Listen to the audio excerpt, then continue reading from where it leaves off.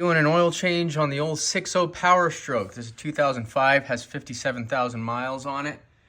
It's a beautiful truck, and let's get right into it. Get yourself an oil pan. This truck holds 15 quarts, so get yourself at least a 15 quart oil pan. Hopefully the last guy put 15 quarts in, or else we're gonna have a real mess on our hands. Oil pan right here, this big black box looking thing, and this is your oil drain plug. I like to do when I get under any vehicle, I like to do a quick inspection.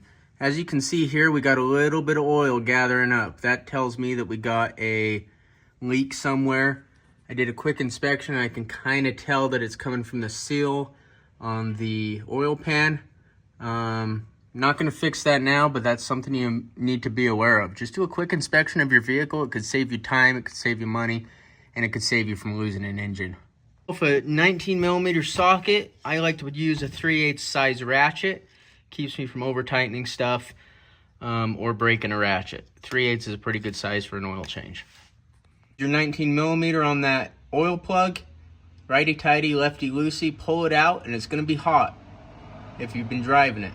So make sure you either use a magnet or hurry up and move your hand. It's flowing now. We got her out there with minimal mess, although I did get my hand a little bit. And make sure you have your air valve open on your tank so that shit can go on in there. We did end up getting quite a bit of splash. If this happens to you, get yourself a can of this brake cleaner. This is a pro tip. Spray that on anything that has oil on it. It's gonna run right off and be really easy to clean up. Diesel oil is particularly thick and sticky and hard to clean, but this stuff makes it easy. Just like that.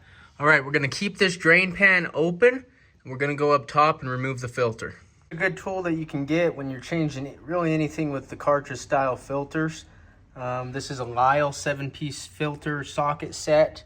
It wasn't more than $100, but it comes with all the sockets that you need to pull the different filters off, the filter caps off. So this is a really good set, 3/8 inch. So we're gonna throw one of these on our 3/8 inch ratchet and we'll get going. When you look at a Powerstroke, what you have here, you have the oil filter here. This is this big black filter, and you have the fuel filter here. Don't pull this if you're doing an oil change. You don't need to pull the fuel filter if you're doing an oil change, and make sure that you pull the oil filter. It uses this 36mm socket. I like these sockets because they're low profile.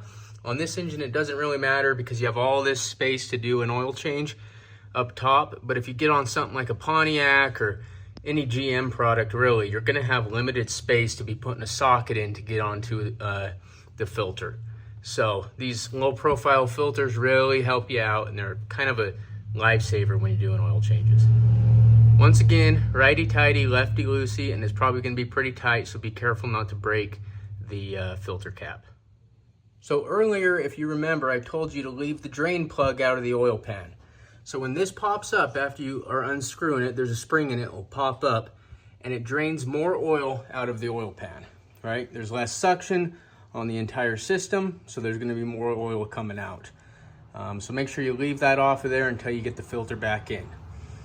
And as you can see, we can then pull out this filter. Be careful not to splash oil all over everything, because that's gonna be a real nightmare. As you can see, we got the oil filter out. It's a really deep filter. There's two aspects to this, or actually three. You have the cap, which I'm holding, you have the O-ring, and you have the filter. So let's go over and we'll change the filter out of the cap. It's stuck in there by using these little clips on the end. So you're gonna have to pull on it a little bit and it'll come out, so don't, splash oil all over. One thing I like to do when I'm doing oil changes on anything is get everything really clean. Wipe down the inside of your oil cap, wipe down the threads, and then we'll start to replace this. You wipe down your oil cap, you want to remove this O-ring. It runs along the entire outside of the oil cap. You get yourself a mini screwdriver like I got here, or a pick, and you can remove that old filter. Your new filter, if you go Motorcraft, definitely will come with a new gasket. It's in the bottom of the box here. There's your new gasket. You want to put it in the same location that it was on the filter when you just took it off. Okay, so we got the new gasket on there. As you can see, it sits between this flat plastic piece and this upper lip. When you're putting it on there, try not to get it twisted and keep it nice and straight. Then go ahead and snap in your oil filter. You'll know you got it in when it snaps down, and you can twist it. Spin it like that, see? And then it won't fall out. A little bit of oil splash when I got that filter out, so I'm gonna come in and just wipe down some stuff here, make it nice and clean, and make it good to go. As you can see, here's your spring. This will be left in here, and that's what the filter slides over the top of. And we'll do that in a minute. We're ready to go back in with the new filter. One thing you want to do on any oil change is you want to rub a little bit of oil on that gasket. Make it seal really nice and tight, and it'll give you a nice seal of right next to the housing on whatever you're doing. So dip your finger in some of the oil and rub it along that gasket. All right, we got that gasket nice and lubed up. We're gonna go throw her back in. So you're gonna put that filter in, and it's gonna run down over the spring. It's gonna kind of feel a little bit of resistance there, but as long as you get it straight and push it down, then you can pop it and catch the threads. I like to hand tighten it and then put my socket on it and get it a little bit tighter. There's no reason to tighten oil filters like crazy. You just wanna get them nice and sealed, and they'll usually stop, especially on these housing types. On the cap, it says to tighten this to 25 Newton meters.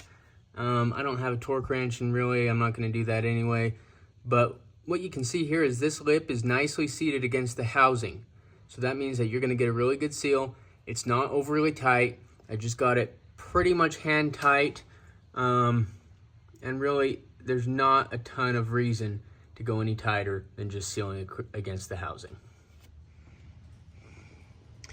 All right, we're back under the truck. Grab your drain plug. I always like to clean these off before I throw them back in. And I also like to clean off the surface of the oil pan. You can use some brake clean for that. I usually do after we start her up, just to make it keep it nice. But ultimately, just try and keep everything as clean as possible. Again, when you put this plug back in, righty-tighty, lefty-loosey, and don't over-tighten it. You could strip the threads, then you're gonna have a real nightmare trying to re-thread a bolt into there, or putting in a Healy coil, or you'll just have to replace the entire pan. So don't go crazy with it. Another thing to remember while you're doing this is most likely the material of your pan is softer than the material of your bolt. So if you get those threads crossed, and you just run it in anyway, you're going to mess up the threads of the pan, not the threads of the bolt. And I'll tell you what, a pan is a hell of a lot more expensive than a bolt. So make sure you get your threads on straight and you're able to easily drive it into the hole without using a wrench or anything like that. Just using your fingers. So let's get this tightened up and we'll move on. Another pro tip, if you're using a longer ratchet like what I use, and you're torquing something like a oil pan drain plug, grab on the upper end of the ratchet, and that'll give you less torque on the ratchet and prevent you from slipping or over tightening or over torquing anything or stripping out those threads. If you grab here and tighten from here, you're gonna have less torque than if you grab here. Again, get yourself some brake cleaner and a nice clean rag. Spray this down and wipe it down, make it all clean. That way you can tell where the leaks are coming from, if you have leaks, any of that stuff. So. All right, so we're back up top. Okay, so here's the oil fill right here behind this, this air intake. And basically, get yourself just a nice and clean funnel here. If you got a dirty one, use some brake cleaner, clean it out, make sure it's nice and dry. Put it on in there, and we're gonna go in there with 15 quarts of oil for this 6.0 Powerstroke. When you're filling stuff up, like, just take your time. You don't want to spill oil all over everything, make everything harder for yourself. Take your time, dump those quarts of oil in there, and then we'll come back. All right, so we put 15 quarts of oil back in this bad boy. Make sure you get your oil fill cap nice and tight on there. It should click on these 6.0 Powerstrokes. I went 15 quarts of Motorcraft 15 weight 40. Especially on these more finicky engines like a 6.0 Powerstroke is, you want to stick to OEM stuff, right? Stick to Motorcraft oil, Motorcraft filters, even Motorcraft air filter. You know, stick to the OEM stuff that just is developed for this engine. So next thing to do after you do that, start the engine up, crawl underneath, make sure there's no leaks, kill the engine, check your oil level, make sure everything's good there, and send it on its way. So that's how you do a Powerstroke 6.0 oil change.